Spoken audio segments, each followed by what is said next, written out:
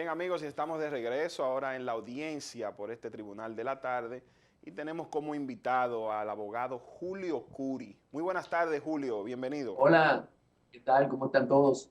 Bien. Julio, aprovechemos inmediatamente para entrar en materia porque hay muchos temas que analizar en el ambiente jurídico aquí en República Dominicana, comenzando por lo que son estos tipos de casos que son declarados de manera compleja y que posteriormente, cumplido el proceso de prisión preventiva de 18 meses o de 12 meses, como establece el sistema judicial, se piden extensiones de estos casos en aparente violación de las mismas leyes. Mira, vamos a ver si te ayudo a entender bien esto. Lo que el Ministerio Público ha solicitado es prórrogas, tanto en el caso Coral como bueno, en los distintos casos que ellos han bautizado con nombres de moluscos y animales. Es prórroga a la presentación de la acusación como acto conclusivo de la etapa de investigación. No han solicitado prórrogas a la medida de coerción, porque las medidas de coerción todas, independientemente del término por el que se acuerden, la prisión preventiva me refiero, que es la que la mayoría de todos carga encima, eh, decía que se revisan obligatoriamente cada 3 meses. Ahora bien, ya una vez presentada la acusación, porque el caso fue declarado complejo, y vayámonos primero al escenario en el que no hubiese sido declarado complejo. Ustedes se preguntarán, ¿qué tanto puede permanecer de forma preventiva una persona privada de su libertad? El Código Procesal Penal responde en el artículo 241 disponiendo lo siguiente: cese de la prisión preventiva. La prisión preventiva finaliza cuando su duración, numeral 3, exceda de 12 meses. Ahora, en el caso de Alexis Medina y compartes, eh, ellos fueron privados de su libertad por decisión que intervino, me parece, a principios de diciembre del año 2020. Es decir, que estamos, si no ya sobre los 18 meses, acercándonos a esos 18 meses. Entonces, ustedes dirán, pero ya han pasado más de 12, se supone que la prisión preventiva debe cesar. Lo que sucede es que el caso fue declarado complejo precisamente por el juez Vargas cuando dictó medidas de coerción sobre la mayoría de los intentados en este proceso. Y entonces esa complejidad trae consigo también otras consecuencias, entre ellas la extensión por otros 6 meses, es decir, de 12 a 18 meses, la duración máxima de la prisión preventiva. Eso es lo que establece el artículo 370 en su numeral 2. Lo leo. Una vez autorizado este procedimiento, se refiere a la tramitación de un caso como complejo, produce los siguientes efectos. Numeral 2. El plazo ordinario de la prisión preventiva se extiende hasta un máximo de 18 meses. Es decir, no hay forma de justificar, excepto que hubiese recaído sentencia condenatoria sobre la persona y se estuviese conociendo en grado de apelación el, la sentencia que se hubiese dictado en contra de él, se hubiese podido extender por otros 6 meses, pero no es el caso, porque aquí estamos en la etapa intermedia, en la etapa preliminar.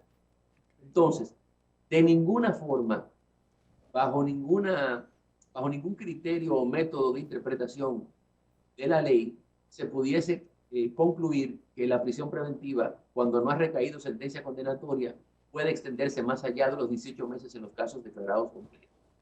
Tanto es así que el principio 25 del proceso penal, del procedimiento penal, establece el sistema de interpretación que debe regir para las normas del mismo Código Procesal Penal. Y empieza señalando esto que ustedes ya entenderán. Las normas procesales que coarten la libertad, es decir, todas las normas que se refieran de una forma u otra a la privación de la libertad ambulatoria de una persona, o que establezcan sanciones procesales, se interpretan restrictivamente. Para que ustedes entiendan, una norma se puede interpretar de manera restrictiva cuando interpreto de la lectura textual menos de lo que dice. Se puede interpretar de manera estricta cuando hago el ejercicio y me atengo a lo que gramaticalmente se puede inferir de su lectura, o hago una interpretación extensiva cuando infiero más allá conclusiones o deducciones más allá de la lectura estricta o literal de la norma. Doctor Curi, Entonces, ¿a qué usted, como experto en la materia, le atribuye a que son medidas que, si bien es cierto, son peticiones del Ministerio Público, no menos cierto es que hay una decisión del juez? Entonces, ¿a qué usted le atribuye? ¿A desconocimientos legales del juez o novatada o qué sé yo, desconocimiento del proceso? no te sabría decir, porque tú sabes, es que tampoco sé cómo habría concluido el Ministerio Público ante la petición de la variación de la medida que pesaba sobre el amigo Fernando Rosa, porque si ellos van a ser finalmente objetivos y han llovido críticas en el sentido de que es lo que menos es la conducta que menos han observado a lo largo de estos 2 años, han debido consentir en la variación de la medida porque se trata de la interpretación justa, de la interpretación correcta, de la interpretación armónica de las normas que contiene el Código Procesal Penal.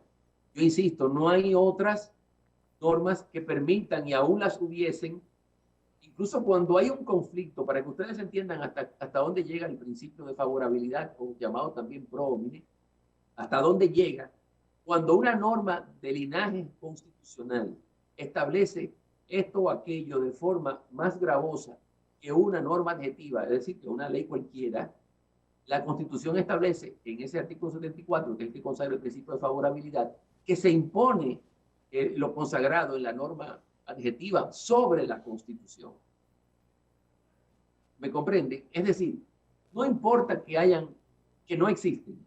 Yo las descarto, no porque las desconozca, sino porque he estudiado mucho sobre el asunto.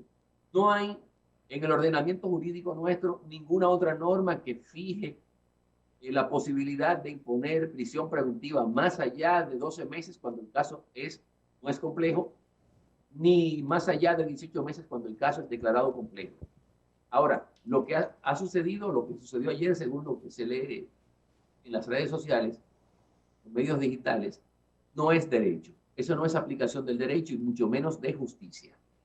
No sé a qué se debe, qué sentimiento o interés habrá orientado al juzgador para imponerle a Fernando Rosa otros 3 meses de prisión preventiva, pero lo cierto es, y pueden estar completamente seguros de lo que le digo, que en buena técnica procesal, en buena lógica jurídica, eso es absolutamente imposible. Doctor, pudiéramos interpretar que eso que usted acaba de exponer, en el caso específico de Fernando Rosa, se debe más a una estrategia incluso hasta mediática, tomando en cuenta de que en otros casos de estos moluscos que usted señala, han habido incluso filtraciones de los expedientes a la opinión pública. Sí, eso se dio en principio. Yo no puedo decir que ya más adelante el Ministerio Público haya reeditado esa práctica viciosa y por demás ilegal. Hacen todo lo contrario a lo que establece el Código Procesal Penal al respecto. Lo que sí sucede, cómo se llegan estas filtraciones ahora a los medios, es porque las acusaciones, en esta etapa donde ellos están, también es una etapa reservada para los terceros. Pero cómo llega, por ejemplo, la acusación del caso Coral a dominio colectivo, porque se escanean y tal vez no sea el mismo Ministerio Público, sino abogados, porque hay una que anda circulando por internet que tiene hasta el sello. El sello de agua, ¿no? ¿Cómo le llaman? La marca de... Gota de agua.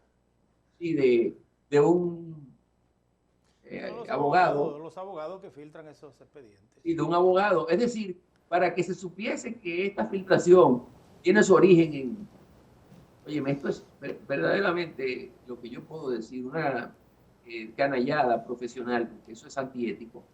no circular un documento que no debe ser de conocimiento de terceros. Entonces él, para sentirse orgulloso de que está violando esa disposición legal y que trae consigo también, porque sanciones disciplinarias, él le pone su sello de agua para que se sepa.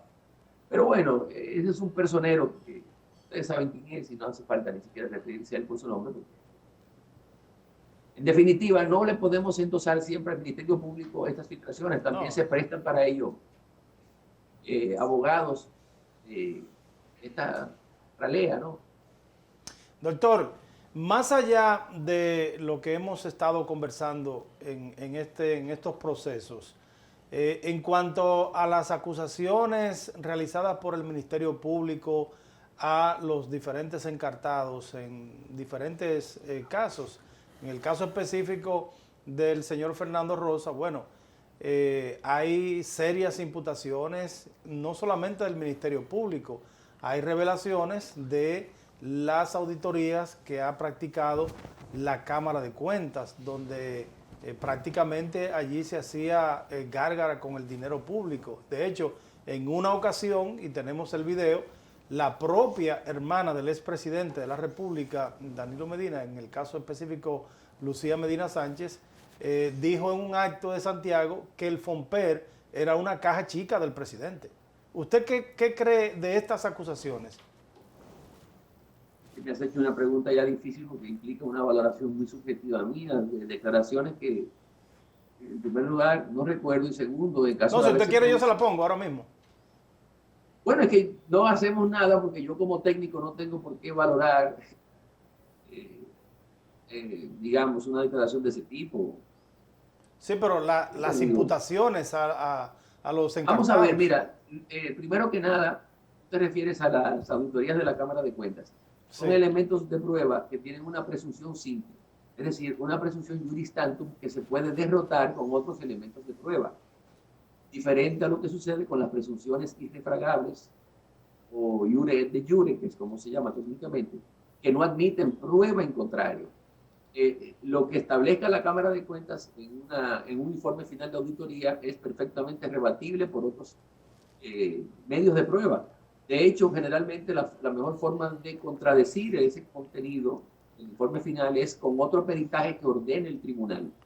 Porque aquí también es importante decir que esos elementos de prueba en la etapa de la investigación los tiene que autorizar el Ministerio Público, el juez, de la instrucción. El juez. No sé si esto contó porque los peritos tienen que ser nombrados por el propio juez en una audiencia en la que también tiene que participar el Ministerio Público, el imputado. En definitiva, se puede decir es un órgano público que cumple con su función en virtud de la ley 1004 y se puede utilizar el informe como elemento de prueba. Ya eso es discutible y tendrá espacio no en este solo caso, sino en muchos otros, para que se discuta la pertinencia de su incorporación o de la legalidad de su incorporación o de la utilidad. Pero digamos, lo que sucede es que también predomina en el proceso penal el principio de la libertad probatoria. Y todo elemento o medio de prueba, siempre y cuando no sea obtenido de forma ilegal, esa discusión, seguro que se pondrá en el tapete en los procesos, podrá ser incorporado a fin de acreditar los hechos que se le atribuyen al imputado. O, inversamente, para rebatir las imputaciones que se le hacen al encartado. Es lo que puedo decir sobre el informe de lo que ha sucedido en el FOMPER, pero más allá, la verdad que me ponen en una situación incómoda para hablar sobre lo que había declarado. Y si lo hizo Lucía Medina, pues se trató de una indelicadeza. Ahora habría que ver si no se trató, si esa indelicadeza responde o no a la verdad, porque el hecho de que ella lo haya dicho no quiere decir que sea inequívocamente cierto. Tanto es así, para que ustedes sepan, que cuando un imputado admite su participación en el hecho punible, eso no basta para que el tribunal retenga su responsabilidad penal. Eso era así bajo el sistema inquisitorial, donde era muy conocida la máxima a confesión de parte, relevo de prueba. Pero no ya. Es necesario que la culpabilidad sea establecida fuera de toda duda razonable y puede que la persona en el momento que lo haga de decir yo hice esto y yo hice lo otro, esté siendo objeto de presión, de extorsión, de, de, de ser sufrir episodios de enajenamiento mental, en fin. Son muchas las razones que pudieran confluir para que un imputado declare su culpabilidad no habiendo participado en el ilícito que se le atribuye. Bien, doctor, usted es una persona que en las redes sociales, en el caso específico de Twitter, es muy activo y que vive haciendo recomendaciones jurídicas permanentemente. Hace unos días vi que usted comentaba respecto al caso específico de David de los Santos, que la familia, ante la participación como actores o coautores de los agentes policiales, puede puede elevar una demanda contra el Estado. Me gustaría que me explique un poco en qué sentido sería ese aspecto, uno, y dos, me gustaría que nos hable un poco sobre lo del famoso técnico de la compañía telefónica aquella que fue señalado en el tema del supuesto boicot de las elecciones de febrero del 2020. Sí, mira, a partir de la promulgación de la ley 4108 de función pública, nosotros estrenamos aquí la cláusula de la responsabilidad patrimonial del Estado, no únicamente de la administración pública, sino también del Estado legislador y del Estado judicial. Toda actuación jurídica, administrativa, que tenga el apellido antijurídico, e incluso no teniéndolo, porque eso es lo que le llaman la responsabilidad objetiva. Pero bueno, volvamos al tema que nos atañe, que es cuando la conducta es reprochada, sea antijurídica, que no quiere decir que sea ilícita, sino que el daño que le provoca, la lesión que le produce al tercero, al administrado, él no tenga el deber jurídico de soportarlo, pues entonces abre espacio para que intente ante el Tribunal Superior Administrativo, que es la jurisdicción contenciosa administrativa entre nosotros, una demanda de responsabilidad contra el órgano o el ente responsable del hecho, puede ser también contra el mismo Estado, y si ha participado el funcionario, el agente, con dolo o con negligencia, pues también se le pone solidariamente en causa. Esa norma, repito, que se incluyó en la ley de función pública, luego 2 años después, con la proclamación de la Constitución, aparece en el artículo 148 de nuestro texto supremo, y finalmente la desarrolla la ley 107.3 en sus artículos 57 y siguientes, en donde también aparece la responsabilidad objetiva, es decir, independientemente de que la administración pública haga o no haga su trabajo, un ejemplo muy clarificador es que si, por ejemplo, frente a tu casa es necesario que ellos rompan la calle y eso te impide a ti salir a trabajar o a lo que fuese, a movilizar tu vehículo, haciéndote más difícil, ¿no? La locomoción. Si duran 3, 4 días, algo comprensible, lógico, pues entonces, bien, habrían hecho su trabajo en un tiempo razonable, prudente, pero si demoran 2, 3 meses, un mes, 3 semanas, entonces es una actuación administrativa que se puede tachar de antijurídica. Entonces, habiéndote explicado eso, lo que pasa es que es un terreno todavía un tanto virgen entre nosotros.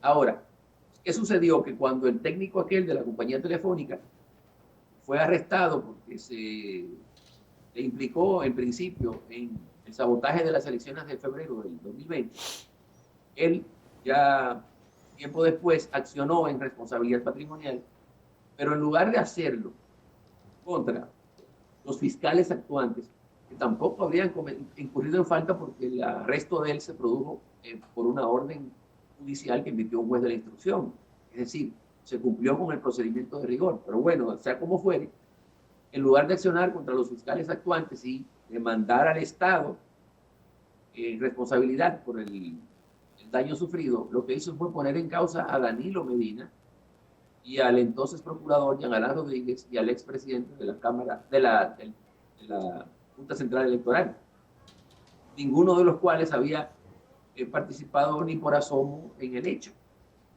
Entonces a mí se me confió la defensa del expresidente Danilo Medina, la presenté y la cuarta sala del Tribunal Superior Administrativo hace apenas, días, dictó su decisión rechazando la demanda del técnico de la compañía telefónica. Doctor Curi, el tiempo se nos ha terminado, pero no quisiera que se nos vaya sin conocer su parecer con relación a la decisión de la Suprema Corte de Justicia que establece que los padres son civilmente responsables de los hechos de sus hijos menores, tomando en cuenta las variaciones que ha habido en la conducta y en el cuidado de los padres y tutores hacia los niños, los mismos derechos de los niños, niñas y adolescentes, legislaciones que hoy se están discutiendo para que ningún padre pues tenga derecho en ni siquiera hablarle duro a sus hijos. Esto en el contexto actual, ¿cómo usted lo ve? Ese es el régimen de la responsabilidad civil que se prevé en los artículos 1382 y siguientes del Código Civil.